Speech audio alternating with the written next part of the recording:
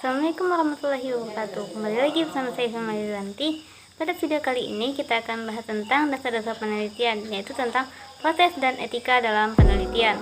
Nah, seperti yang teman-teman ketahui, bahwasanya proses penelitian meliputi mengidentifikasi masalah, membuat hipotesa dan studi literatur dan lain-lainnya. Nah, kita bahas satu persatu dulu ya proses penelitian. Yang pertama yaitu mengidentifikasi masalah. Yang dimaksud dengan mengidentifikasi masalah ialah peneliti melakukan tahap pertama dalam melakukan penelitian, yaitu merumuskan masalah yang akan diteliti. Tahap ini merupakan tahap yang paling penting dalam penelitian, karena semua jalannya penelitian akan ditentu oleh perumusan masalah. Tanpa perumusan masalah yang jelas, maka penelitian akan kehilangan arah dalam melakukan penelitian. Proses penelitian selanjutnya yaitu membuat hipotesa. Hipotesa merupakan jawaban sementara dari persoalan yang kita teliti. Perumusan hipotesa biasanya dibagi menjadi 3 bagian. Pertama, tentukan hipotesa penelitian yang didasari oleh asumsi penulis terhadap hubungan variabel yang sedang diteliti. Kedua, tentukan hipotesa operasional yang terdiri dari hipotesa bersifat netral dan bersifat tidak netral. Perlu diketahui bahwa tidak semua penelitian memerlukan hipotesa, seperti misalnya penelitian deskriptif. Nah, contoh dari hipotesa yaitu misalnya kita meneliti seseorang mengapa dia tidak masuk kuliah. Nah, di sini kita menduga sementara persoalan mereka yaitu gara-gara tidak ada biaya misalnya. Dan yang lainnya, kita menduga untuk jawaban sementara kenapa mereka tidak masuk kuliah.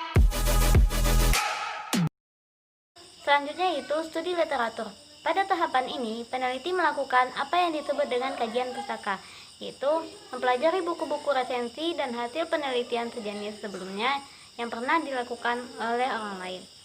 Tujuan lainnya adalah untuk mendapatkan landasan teori mengenai masalah yang akan diteliti. Teori merupakan pijakan bagi peneliti untuk memahami persoalan yang diteliti dengan benar dan sesuai dengan kerangka berpikir ilmiah. Selanjutnya yaitu mengidentifikasi dan menamai variabel. Melakukan identifikasi menamai variabel merupakan salah satu tahapan yang penting, karena hanya dengan mengenai variabel yang sedang diteliti, seseorang peneliti dapat memahami hubungan dan makna variabel-variabel yang sedang diteliti. Selanjutnya yaitu membuat definisi operasional. Definisi operasional adalah definisi yang menjadikan variabel yang sedang diteliti menjadi bersifat operasional dalam kaitannya dengan proses pengukuran variabel-variabel tersebut. Definisi operasional memungkinkan sebuah konsep yang bersifat abstrak dijadikan suatu operasional sehingga memudahkan peneliti dalam melakukan pengukuran.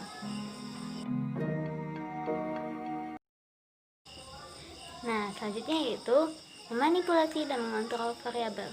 Di mana maksud dengan memanipulasi variabel ialah memberikan sesuatu perlakuan pada variabel bebas dengan tujuan peneliti dapat melihat efeknya bagi variabel tertentu dan variabel yang dipengaruhinya.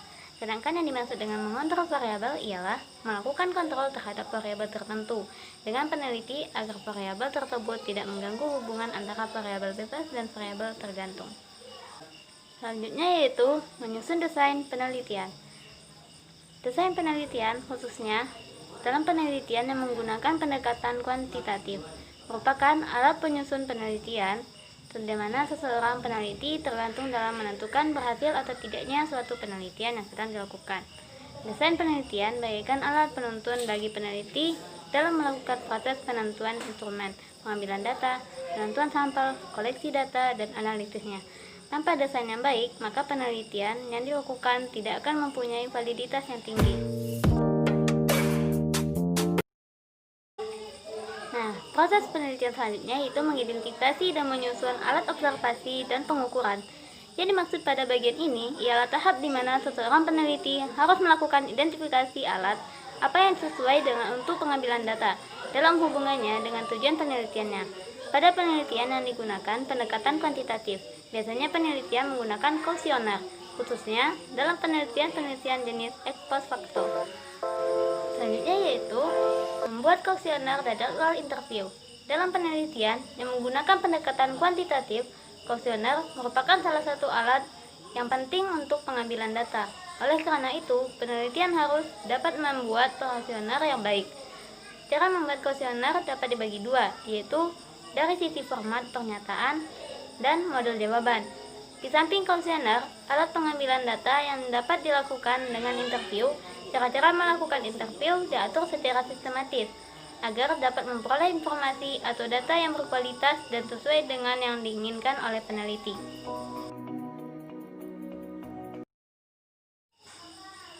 Selanjutnya yaitu melakukan analisa statistik. Salah satu ciri yang menonjol dalam penelitian yang menggunakan pendekatan kuantitatif ialah adanya analisa statistik. Analisa statistik digunakan untuk membantu peneliti mengetahui makna hubungan antara variabel. Sampai saat ini, analisa statistik merupakan satu-satunya alat yang dapat dipertanggungjawabkan secara ilmiah untuk menghitung besarnya hubungan antara variabel, untuk memprediksi pengaruh variabel bebas terhadap variabel tergantung, untuk melihat besarnya persentasi atau rata-rata besarnya suatu variabel yang kita ukur.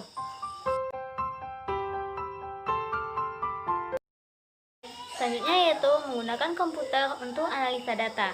Dengan perkembangannya teknologi, komputer yang semakin canggih dan dituntut melakukan penelitian secara lebih cepat, serta kemungkinan besarnya jumlah data.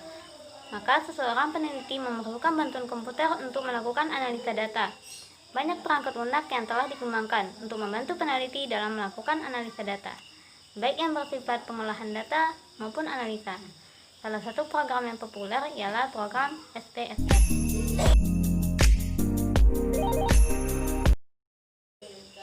Nah, yang terakhir yaitu menulis laporan hasil penelitian. Tahap terakhir ini, penelitian ilmiah membuat laporan mengenai hasil penelitian secara tertulis. Laporan secara tertulis perlu dibuat agar peneliti dapat mengkomunikasikan hasil penelitiannya kepada para pembaca atau penyandang dana. Masuk kepada etika dalam penelitian. Dalam penelitian ada namanya etika penelitian yang harus dipatuhi, taati, dan dijalani oleh semua komunitas penelitian, baik dosen, peneliti, maupun mahasiswa. Etika penelitian merupakan tuntunan, tata laku, tata cara, dan tata tindak bagi para peneliti dalam melaksanakan semua tahapan dari proses penelitian, agar penelitian yang dihasilkan sesuai dengan kaidah penelitian dan norma penelitian yang berlaku. Etika penelitian mengajarkan tentang pantas tidak pantas, patut dan tidak patut, dan etis tidak etis bagi peneliti dalam melakukan proses penelitian, baik dalam pengumpulan data, pengolahan data, maupun analisis data. Selanjutnya yaitu melakukan analisa statistik. Salah satu ciri yang menonjol dalam penelitian yang menggunakan pendekatan kuantitatif ialah adanya analisa statistik. Analisa statistik digunakan untuk membantu peneliti mengetahui makna hubungan antara variabel. Sampai saat ini, analisa statistik merupakan satu-satunya alat yang dapat dipertanggungjawabkan secara ilmiah untuk menghitung besarnya hubungan antara variabel, untuk memprediksi pengaruh variabel bebas terhadap variabel tergantung, untuk melihat besarnya persentasi atau rata-rata besarnya suatu variabel yang kita ukur. Salah satu etika penelitian yang harus diperhatikan adalah masalah plagiarisme. Plagiarisme adalah menyontek, menyimpang, copy paste, maupun menyalin persis hasil penelitian sendiri atau hasil penelitian orang lain tanpa menyebutkan sumbernya, atau kutipan sehingga hasil penelitian orang lain diklaim sebagai hasil penelitian sendiri. Kasus-kasus plagiat atau plagiarisme yang ini marak terjadi baik dalam penelitian skripsi, tesis, maupun disertasi, sehingga harus dicermati dan diwaspadai. Di tengah era teknologi informasi, internet, media sosial, dan serba online, maka banyak sekali tugas-tugas kuliah yang berupa paper, makalah, resensi buku, resensi film, maupun tugas jurnal yang dibuat oleh para mahasiswa dengan asal comot dan asal copy paste, tanpa menyebutkan sumber kutipan dari resensi mana, yang tentunya ini merupakan tindakan plagiat yang sangat dilarang dalam etika penelitian. Tindakan plagiat atau plagiarisme merupakan tindakan yang sangat dilarang keras dan merupakan semacam dosa besar, tidak bisa diampuni dalam dunia akademik, dunia ilmiah, dan dunia pendidikan, sehingga harus ditaati dan dipatuhi untuk nilai-nilai etika penelitian. Di samping itu, dalam kenyataan sehari-hari sering dijumpai saat ini di mana para mahasiswa dalam menyusun skripsi, tesis, disertai melakukan kesalahan teknis, kesalahan sepele, kesalahan pengetikan yang kadangkala berakibat fatal. Kesalahan teknis yang remeh sering dilakukan mahasiswa, mulai dari salah ketik, keliru dalam penulisan sumber resensi, sumber pusaka, kutipan baik footnote, maupun yang lainnya. Kesalahan ringan kedengarannya maupun banyak terjadi akibat perlu mahasiswa saat ini cenderung cuek dan kurang memperhatikan aspek teknis dan kaidah penulisan masing-masing, sehingga bisa berakibat fatal pada makna arti maupun pemahaman bagi para pembaca. Nah, itu penelitian yang kita lakukan tidak melanggar norma dan aturan yang ada serta tidak melanggar HAM. Nah, sekian ulasan dari materi saya. Semoga bermanfaat. Wabillahi taufiq wal hidayah. Wassalamualaikum warahmatullahi wabarakatuh.